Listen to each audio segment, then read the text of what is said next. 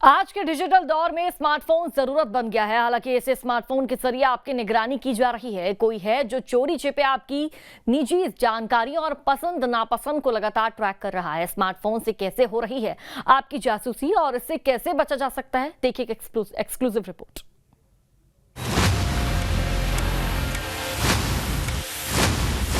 और वाइफ बात कर रहे हैं कि चलो टीवी लेते हैं, तो टीवी की ऐड अमेज़ॉन से आनी चालू हो जाती है। तो हर टाइम ऐसा लगता है कि हमारी बातें फ़ोन पे सुनी जा रही है।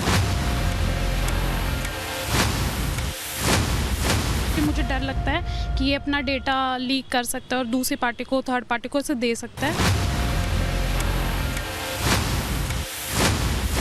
हाँ सर, बहुत बड़ा खतरा है क्योंकि हमारी जो प्राइवेसी होती है ज़्यादातर फ़ोन में होती है और जो हमारी पर्सनल लाइफ की फ़ोटोज़, इमेजेस ये सब फ़ोन में होती हैं।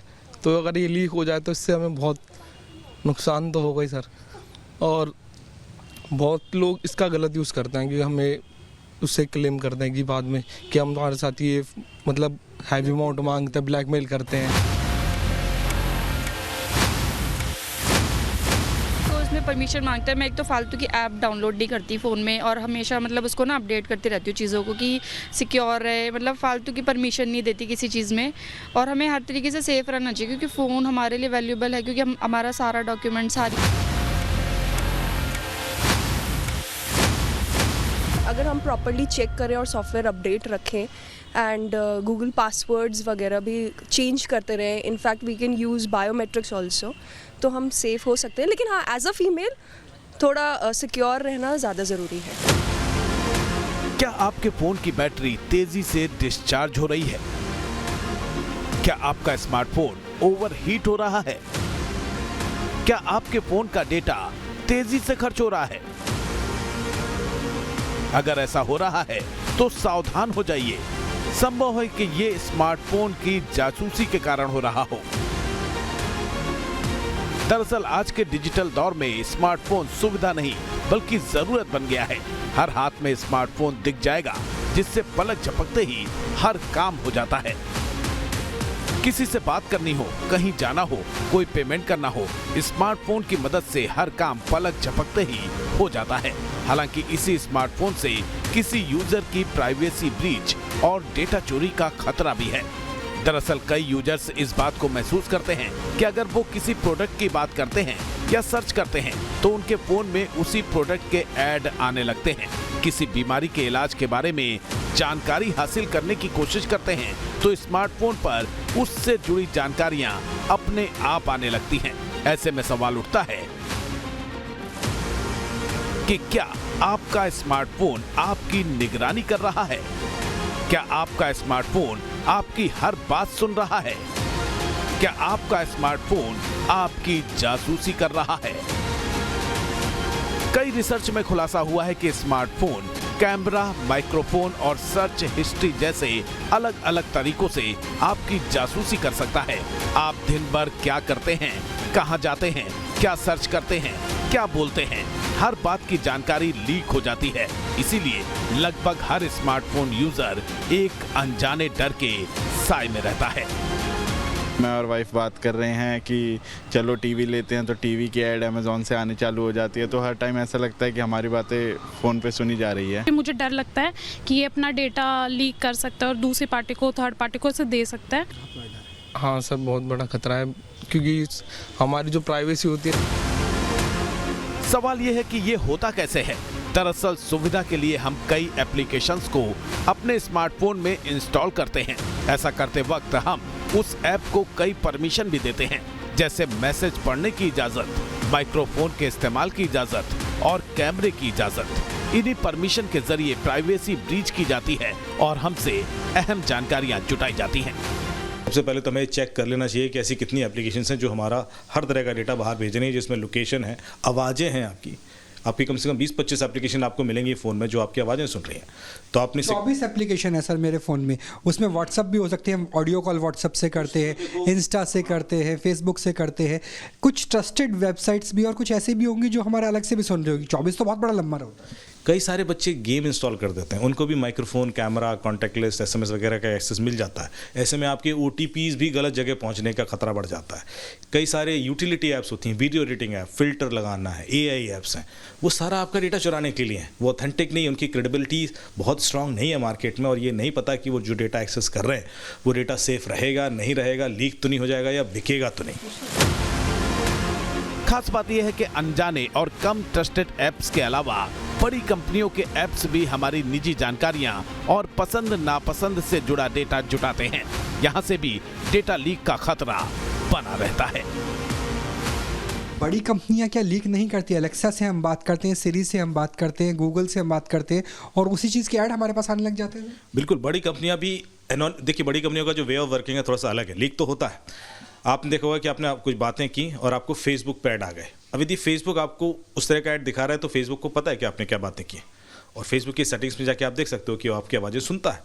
ऐसे में वो आपकी चीज़ ऐसे नहीं बताएगा सामने वाले को कि इस व्यक्ति का ये आवाज़ थी, लेकिन उसको कहेगा कि यदि ऐसी कोई आवाज़ें हो रही हैं, स्पेन की ट्रैवल के बारे में बात हो रही है और आपको ऐड देना है, तो मैं आपको कीवर्ड्स AI पहचानता है। अगर मुझे कहेगा मैं गोवा जाना है तो गोवा के एयरलाइंस की ऐड आ जाएगी, कीवर्ड्स उसने गोवा पहचान लिया।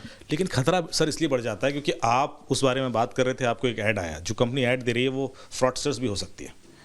वो कोई ऑथेंटिक कंपनी में इस बात की गारंटी फेसबुक नहीं लेता है। अब वो कंपनी का आपने ऐड देखा, आपने डिटेल भर दी और आप लुट गए।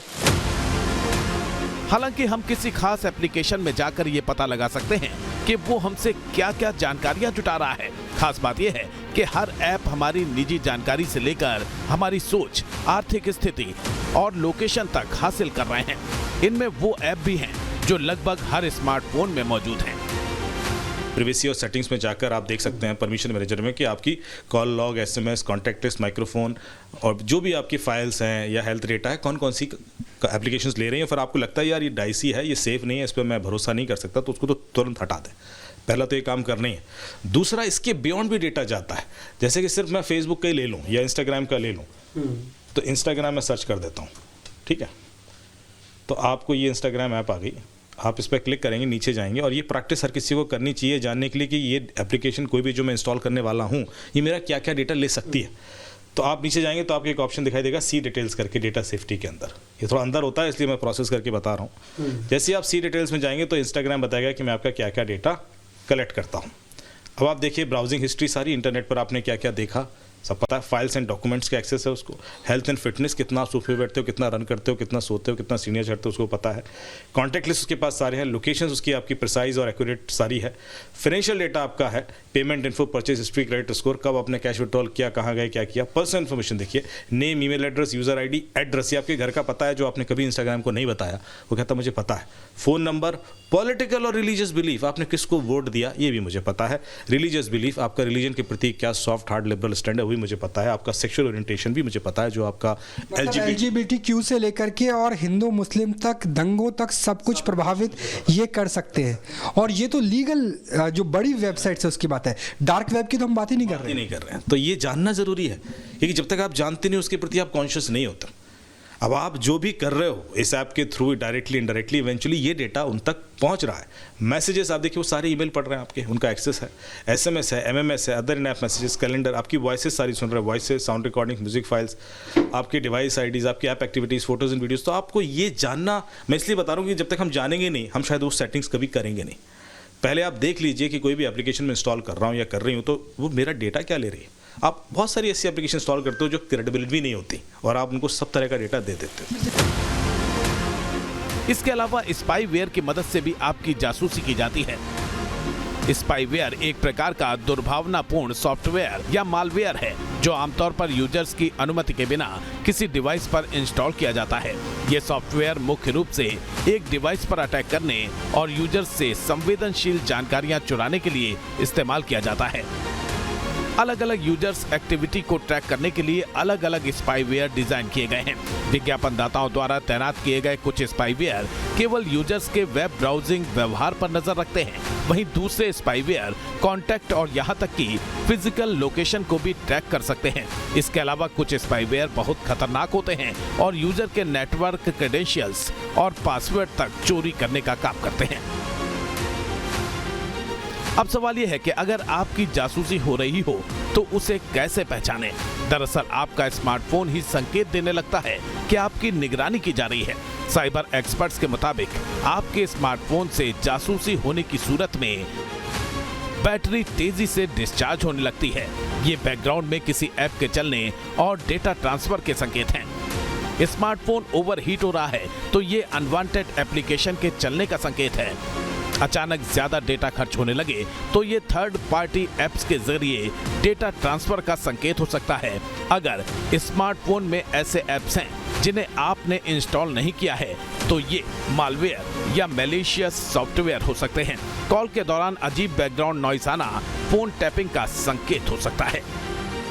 अगर आपको लगता है कि स्मार्टफोन के जरिए आपकी जासूसी हो रही है, कोई भी ऐप कैमरा, माइक्रोफोन और स्टोरेज की एक्सेस के जरिए आपकी बातें सुन रहा है, तो इससे बचने के लिए हमें अपने फोन की कुछ सेटिंग्स में बदलाव करना होगा। हमें संदिग्ध ऐप्स को दिया एक्सेस लिमिटेड करना होगा या फिर सेलेक्टेड परमिशन को ही अलाउ करना होगा।